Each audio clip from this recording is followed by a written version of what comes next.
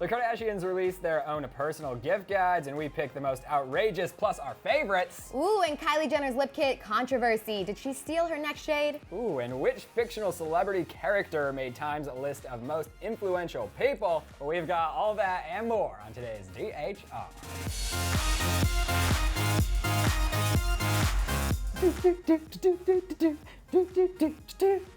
Boom. Ooh, I think I messed that up. But anyways, now we're ready for DHR. I'm your host, Danielle Robay, and this is the handsome, funny, and multi-talented Rylan Adams. That is an introduction if I have ever heard one. I'm happy to be here. Yeah, well, we have a lot of news today. I'm really excited for the end of the show when we're going to talk about the Kardashian Christmas list because... Don't get ahead of yourself, though. You're right. Because first we have some Kylie news. When Kylie's successful lip kit sold out in 30 seconds, fans were like, but her new products are stirring up some controversy. Her first line were matte products, and now she's moving on to metallic. And her Instagram, her Kylie Lip Kit official Instagram, posted this photo of some inspo, right? It has some lips with some metallic gloss kind of dripping down. It's a cool photo, but the problem is it's actually a photo from a makeup artist named Vlada Haggerty, who posted this photo to her own Instagram 4 months ago. This is her creation, her lip color. That is insane. Yeah. I wonder if Kylie knew that she was taking that, or if that was her people, or what really went on behind the madness. Because when you think about it, it can't be just Kylie that is running this whole ship. There's a team behind it. Yeah. But I wonder who's at fault for this. Well, the interesting part is when they initially posted it, they didn't give Vlada, the makeup artist, any credit. And then when they realized that they kind of took the picture, they did give her a little bit of credit, editing the caption, writing inspo at Vlada makeup artist.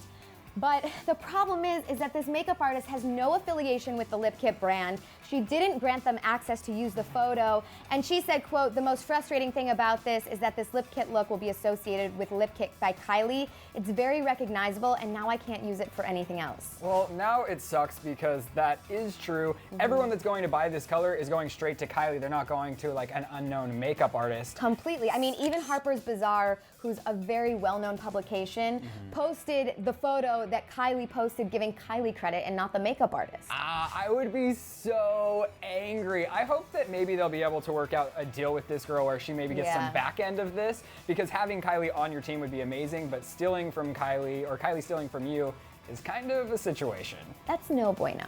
All right, Danielle, are you ready for some Justin Bieber news? I don't think you're ready for this, Jelly Rye. Well, okay, so here's what happened. Justin is still on the train of promoting his latest album, Purpose. Yeah. So he was in Toronto doing an acoustic session for his fans, but like in between songs, when he like interacts with the people that paid to come see him, he kind of made an awkward joke. Take a look. Who's 13 in here? You got any 13-year-olds? You got any 14-year-olds? So 14, 16, 17.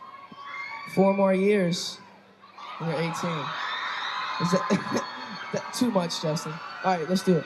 Okay, so it kills me that he's asking how old A, the girls are in the audience, but then B, once he finds out that a lot of them are around 14, his first thought process is thinking, how long until I can legally date them?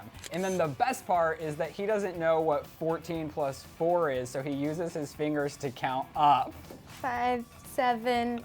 He's like, yeah, I can date you in 4 years. So what do you think about this? He's going girl crazy. I feel like him and Selena are playing dating games online, and he's trying to like, he wants to be single, and he's going for it, even if they're young. I don't know if he wants to be single. I think he's trying to throw all of this stuff in Selena's face to make her jealous because she's dating Niall Horan. That's a good point. But I think he just said too much, because you know, like sometimes when you're talking to your friends or somebody that's like superior to you and you say too much and you're like, oh, I may have said too much. Yeah. I think he did that in this situation, because then even at the end he was like, too much, Justin, too much. He's doing the most right now. Although I have to give it to him. I feel like everything he says is on public record. And I've said some things on camera that I'm like, oops, probably shouldn't have said that. So I kind of feel for him. All right, Danielle, so Demi Lovato is making a comeback with her alter ego, but not in the most flattering way. Time has put Poot Lovato on their most influential fictional characters of 2015. This is so ridiculous. So ridiculous. So if you don't remember who Poot Lovato is, it surfaced after an unfortunate angle of Demi was photographed and put on the internet, and then internet trolls were like, oh, this is Demi's alter ego. She's been living in the basement her whole life, and this photo is when she first came outside for the very first time. And then even Demi, she had caught wind of Poot Lovato, and she took to Twitter saying, cool to see a angle turn into a meme that circulates the internet to people's amusement, ha. And then she continued by saying, oh, and makes actual headlines. She was not happy. That quote was bitter. Well, she was working so hard to build her confident brand and image, and then this kind of tore that image down a little bit. So she was like, I mean, I look like a crazy person when I go to the grocery store sometimes, so Poot Lovato's got nothing on me. But luckily for you, there aren't 100 paparazzi, just like 1 or 2. No, there so are you zero. can like Zero. You can hide. Okay, so now it has come to light that Times has named Poot Lovato number 15 on their most influential fictional people, which is kind of throwing some shade. Okay, so they chose this image because it shows how internet fandom can really redefine a celebrity's image, which is completely true. It's true. It's just weird that they have fictional characters on their list. Yeah, but I mean, it does make sense because like other people on the list were like Christian Grey, who's like a book fantasy, which did have a lot of influence. I mean, these fictional characters do have influence on people's lives, so I guess that's why they did it. And then like Cookie from Empire was on it, and then the Minions as well. Good point. Yeah. Good point. They're changing lives, these non-fictional characters. Like you change my life every day. Oh, but I'm not non-fictional. We're like we can hug IRL, just like this, you know? IRL. Oh, Danland. Have yourself a Kardashian Christmas. It's Christmas time, but with a K. You get it? We just tried to be as annoying as possible. It worked. It worked. The Kardashians came out with an official Christmas gift guide or holiday gift guide. And I can't believe this. well, each of them have their own lists, and we are going to break down some of the most outrageous products and also some of our favorites. Yeah, that they're demanding that they get this Christmas. We're going to start with Kim's, and it is the most expensive. No surprise there. Not at all. She has scarves, makeup bags, leather jackets, sunglasses. A lot of it is in nude and black, like the tones that Kanye told her she should like. Yeah. You can wear these colors, Yeah, Kim. Kanye approved colors. And surprisingly, Kendall's list was pretty bougie. It was also really expensive. Well, she's a Victoria's Secret model now, so she's like, She grew wings.